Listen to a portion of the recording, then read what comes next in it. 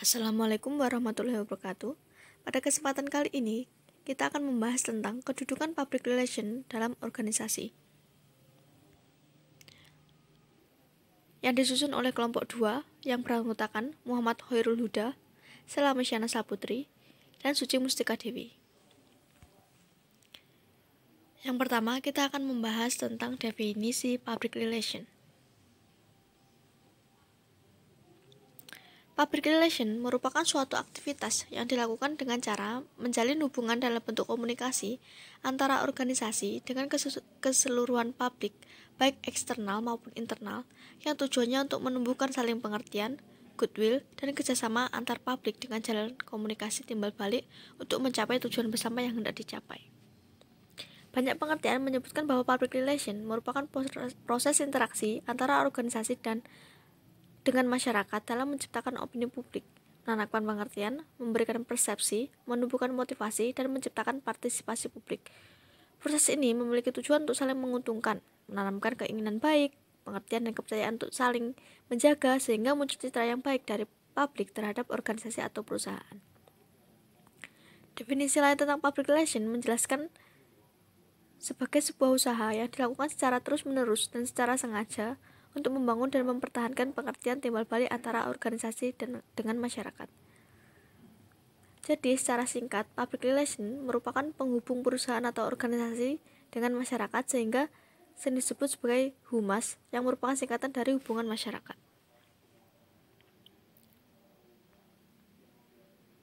Poin kedua yaitu tujuan dari public relation. Tujuan public relation menurut Kriantono, yang pertama adalah menciptakan pemahaman, mutual understanding antara perusahaan dan publiknya. Kedua, membangun citra korporat. Ketiga, menjalankan tanggung jawab sosial korporat. Keempat, membentuk opini publik yang favorable. Dan yang kelima, membentuk goodwill dan kerjasama. Sedangkan tujuan public relation secara universal atau secara umum yaitu menciptakan, memelihara, meningkatkan, dan memperbaiki citra organisasi atau lembaga di mata publik yang disesuaikan dengan kondisi-kondisi daripada publik yang bersangkutan, sehingga dapat menghasilkan kesetiaan dan kepercayaan publik terhadap organisasi atau lembaga. Sedangkan poin ketiga yaitu fungsi public relation. Yang pertama, fungsi konstruktif. Mempersiapkan mental publik untuk menerima kebijakan organisasi atau lembaga. Humas menyiapkan mental organisasi ataupun menerima kebijakan organisasi atau lembaga. Mengevaluasi perilaku publik maupun organisasi. Menyiapkan prakondisi untuk mencapai saling pengertian, saling percaya, dan saling membantu. Sehingga dalam fungsi konstruktif ini, public relation mendorong semua aktivitas atau kegiatan yang dilakukan perusahaan atau organisasi sehingga dapat terencana dan berkesinambungan yang cenderung bersifat proaktif. Yang kedua, fungsi korektif. Public relations diibaratkan sebagai pemadam kebakaran, artinya apabila di sebuah organisasi terjadi krisis dengan publiknya, public relation harus berperan dalam mengatasi terselesaikannya masalah tersebut.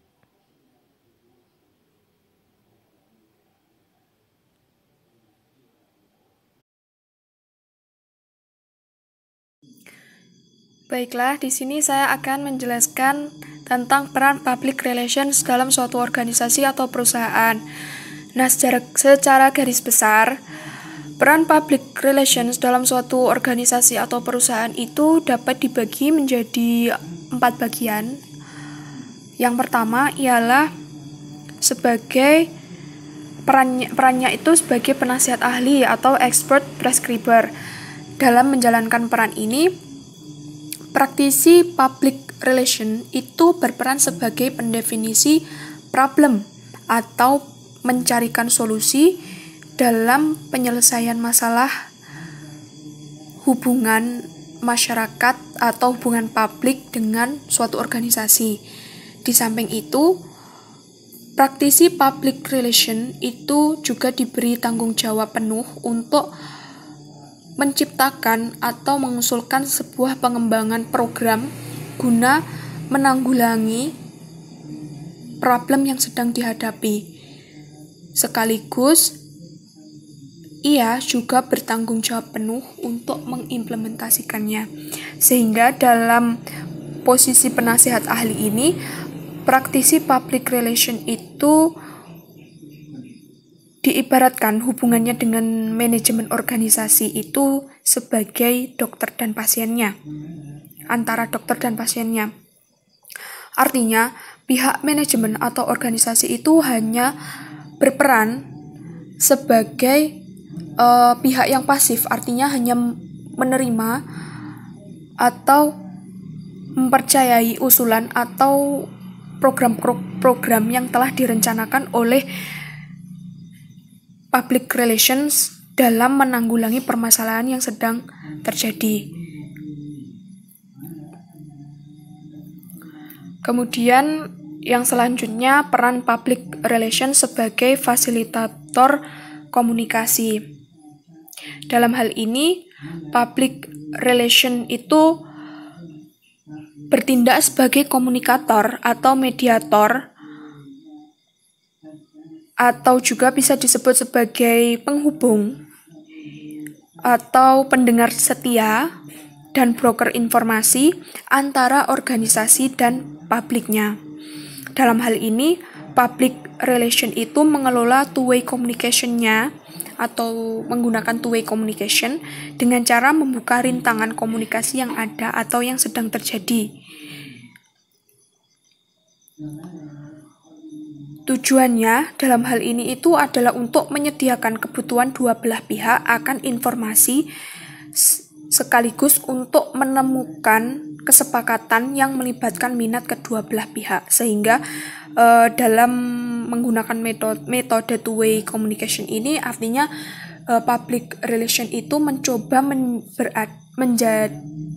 berada di tengah-tengah, maksudnya ya berperan sebagai penengah antara si publik dan juga organisasi, sehingga nantinya ia akan menemukan titik temu dari problem yang sedang terjadi dengan membuka pendapat dari publik tentang permasalahan yang sedang terjadi itu seperti apa, dan pandangan mereka itu tentang permasalahan yang terjadi seperti apa, sehingga nantinya akan ditemukan kemauan atau titik temu antara si perusahaan atau organisasi dengan publiknya, sehingga keputusan yang terjadi itu akan melibatkan kedua belah pihak, tidak seperti ketika public relation itu perannya sebagai expert prescriber tadi, yang dimana di situ tidak melibatkan publik, melainkan hanya wewenangnya public relation itu secara penuh dalam memutuskan suatu program itu akan dijalankan atau tidak ke depannya, sehingga organisasi pun juga hanya bisa menerima dan juga tidak bisa terlibat langsung dalam memutuskan permasalahan yang terjadi atau memberikan usulan perihal program yang diusulkan oleh public relations. Selanjutnya ialah fasilitator proses pemecahan masalah atau problem solving process. Dalam hal ini, public relation itu berkolaborasi dengan manajer lain atau dengan divisi lain untuk mendefinisikan dan mengkaji permasalahan yang sedang terjadi itu seperti apa, guna memecahkan permasalahan yang ada.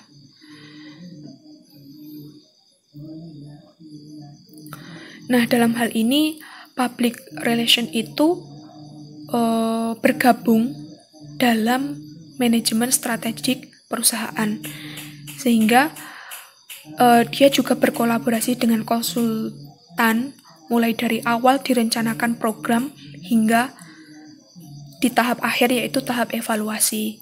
Sehingga dalam peran sebagai fasilitator pemecah masalah ini, seorang public relation itu tidak bekerja sendiri, melainkan ia melibatkan divisi lain untuk menemukan titik temu permasalahan yang sedang dihadapi antara perusahaan dengan publiknya. Dan yang terakhir, peran public relation sebagai teknisi komunikasi atau communication technician. Dalam hal ini, peran public relation itu tidak termasuk dalam pengesahan atau pemutusan kira-kira nantinya program yang akan dijalankan itu seperti apa untuk memecahkan suatu masalah. Jadi dalam sebagai teknisi komunikasi itu, public relation hanya berperan dalam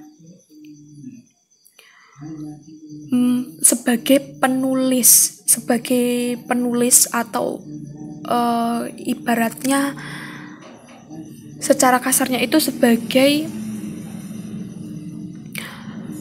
penulis tools atau ibaratnya bukan pendefinisi program, tapi dia hanya berperan sebagai pengimplementasi program tanpa dilibatkan dalam manajemen pengambil keputusan.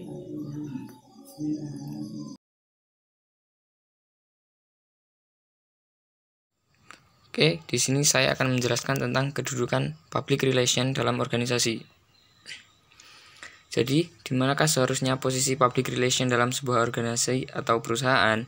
Apakah di struktur tingkat atas atau puncak, atau bisa di mana saja? Jadi, kedudukan humas dalam organisasi dan kewenangan petugasnya tidak selalu dapat dinyatakan dengan tegas. Menurut John Tondo Wijoyo, bila humas diakui sebagai bagian jajaran kebijakan pimpinan, maka humas harus berada langsung di bawah direksi. Humas harus mampu menyampaikan kebijaksanaan pimpinan, sehingga ia harus langsung berada di pihak yang berhubungan dengan pimpinan seluruh jajaran manajemen. Posisi ideal public relation dalam sebuah organisasi bisa berada pada semua tingkatan struktur, baik itu di tingkatan bawah maupun atas. Hal yang mempengaruhi eksistensi public relations dalam suatu organisasi. Pertama, ukuran organisasi atau perusahaan. Suatu perusahaan kecil mungkin tidak terlalu membutuhkan unit humas tersendiri karena fungsi itu mungkin bisa dirangkap bagian lain. Pada beberapa organisasi tertentu, fungsi humas langsung dirangkap oleh salah seorang direkturnya. Namun, suatu perusahaan besar yang memiliki hubungan dengan khalayak luas sudah cukup membutuhkan suatu departemen humas tersendiri dengan staf lengkap. Selanjutnya, ukuran organisasi atau perusahaan. Suatu perusahaan keluarga atau perusahaan milik pribadi yang cenderung tertutup biasanya tidak merasa terlalu membutuhkan fungsi public relation.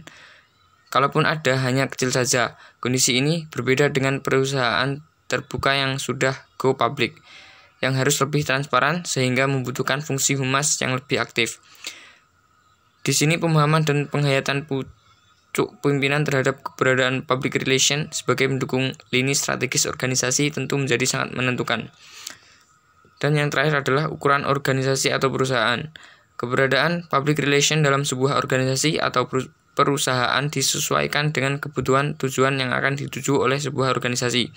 Public relation sebagai fungsi manajemen bagi organisasi tentu diarahkan dalam rangka mencapai tujuan organisasi. Selanjutnya adalah model posisi public relation dalam manajemen perusahaan. Ada 3 model public relation dalam suatu perusahaan atau organisasi. Yang pertama adalah model function staff. Posisi Departemen Public Relation terletak di leher pada organisasi tertinggi atau di bawah direktur utama. Misalnya, pada posisi staf fungsi direktur utama dengan corporate secretary atau corporate communication yang tugas dan kewajibannya adalah bertanggung jawab langsung kepada direktur utama atau top pimpinan dan koordinasi pelaksanaan operasional lapangan dengan jajaran departemen di bawahnya, yaitu para direktur utama manajer departemen. Yang kedua adalah model line staff. Model ini public relations sebagai staf pelaksana line operasional dalam bentuk jajaran di bawah direktur utama, yaitu sebagai departemen, divisi atau biro, yakni bertanggung jawab kepada atasan yang sekaligus sebagai pimpinannya, yaitu direksi atau general manager dan manajer public relation yang melaksanakan fungsi serta tanggung jawab dan kewenangan sebagai pimpinan suatu divisi atau departemennya masing-masing dalam menjalankan operasional kebijakan masing-masing departemennya yang telah digariskan oleh direktur utama perusahaan. Dan yang terakhir adalah model asisten staff. Posisi public relation berada di terendah dan di bawah koordinasi divisi atau biro lainnya seperti staf pelaksana, pembantu teknis, atau asisten staff. Kehumasan yang di bawah naungan koordinasi, misalnya divisi pemasaran, HRD, hukum dan protokoler atau MC. Tugas dan kewajiban bersifat teknis pelaksana seperti membuat news clipping, news release, dan hingga melaksanakan kegiatan acara seremonial atau MC protokoler. Posisi jabatannya sebagai PRO atau Public Relation Officer atau Staff Humas. Seperti itulah contoh struktur public relation dalam sebuah organisasi atau perusahaan. Mungkin cukup sekian. Wassalamualaikum warahmatullahi wabarakatuh.